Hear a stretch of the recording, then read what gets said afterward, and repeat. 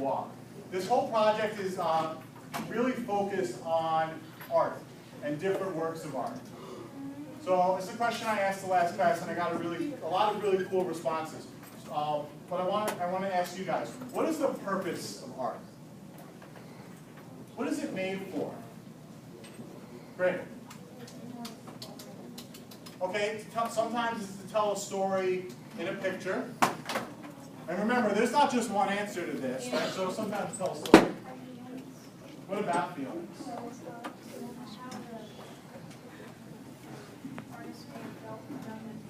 Okay, good. So we have, it could tell a story, or it could kind of express the artist's feelings about something.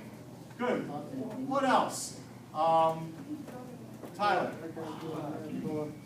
To express yourself without words. Okay, to express yourself without words. Dylan? Show creativeness and inspiration. To show creativeness, to inspire people. All excellent answers. Brianna? To document important pieces of history and stuff that goes on throughout life without actually writing it all down. Okay, good. So to document history, to remember what happened, and this project is going to be doing that in a lot of ways. Jared? It's for me, it's to show beauty and life within the art that can be made. Like, when you can't show somebody something, if you draw it and it looks really good, you can show how beautiful that they can make the world when it's not really like that. Yeah. I'm not going to try to repeat that because you said it so well. But yeah, to show beauty in the world. DeAndre?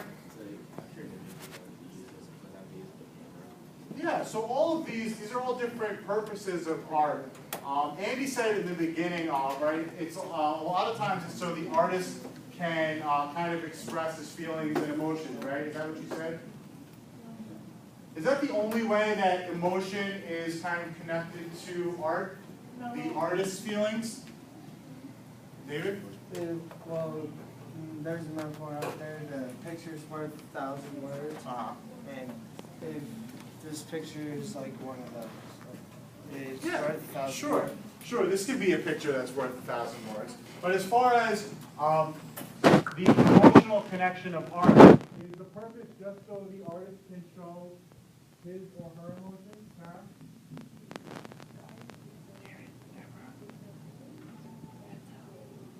Yeah, the artist can show different perspectives, other people's emotions. Or what about the viewer? What about the person who's experiencing it? Well, that's the quote. Right, this is the other side. This is the other side I want you to think about, right? So not only are people creating art do it to express their own emotions, right? Because we're creating art. We're creating art in several different ways. As a group, you're putting together this picture or movie in this movie trailer, which is art. This movie is a piece of art, and I would argue so is this movie poster, and so is that movie trailer. When I sit in the back there, after the 5th time in 24 hours I've watched that movie trailer, and I feel goosebumps and the hair on the back of my neck stands, because I don't know what it is about it, whether it's the music or it's just because I don't know what it is, but that is that's my point here, is that art, whether it's a movie trailer or a movie poster or a poem or a song, that's what the language arts part is, whether it's any of those different things, you have the capacity and the potential to evoke emotion in your audience. Right? So this is what we're talking about. So we're gonna make it. So not only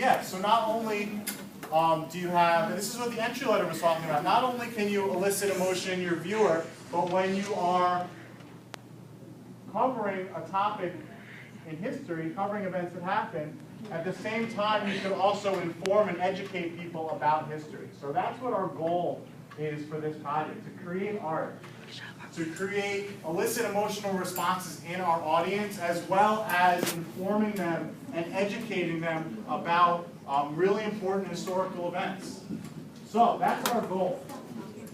Now, we have our next activity, and we're going to get started before lunch, and then finish after, is a gallery walk.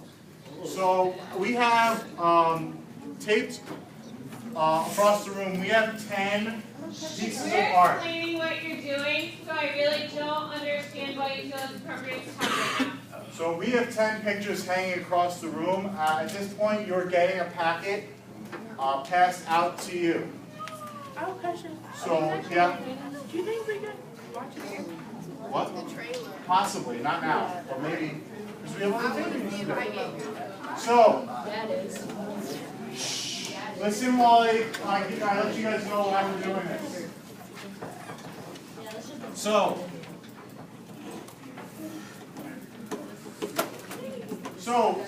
each picture that is taped on the wall has a number next to it, or on it. Numbered 1 through 10. If you look through your packet, you have 10 spaces. What a coincidence, right?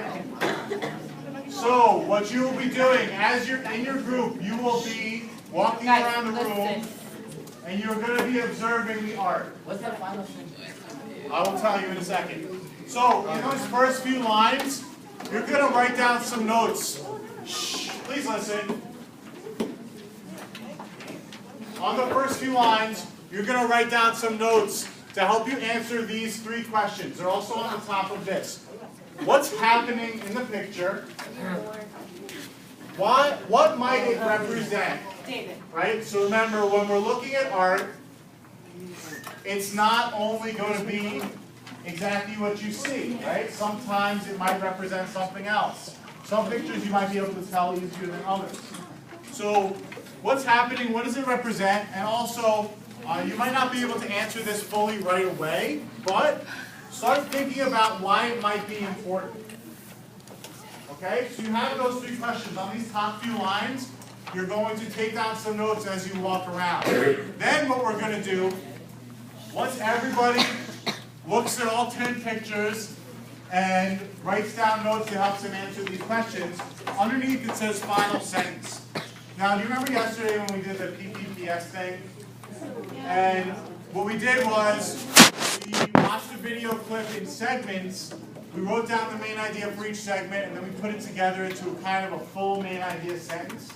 Think of this final sentence as that main idea sentence. So after you answer these 3 questions as best you can, you're going to sit down with your group, you're going to talk about what you saw, and you're going to craft kind of a final main idea sentence. What's happening in this picture, what it represents, and why it's important.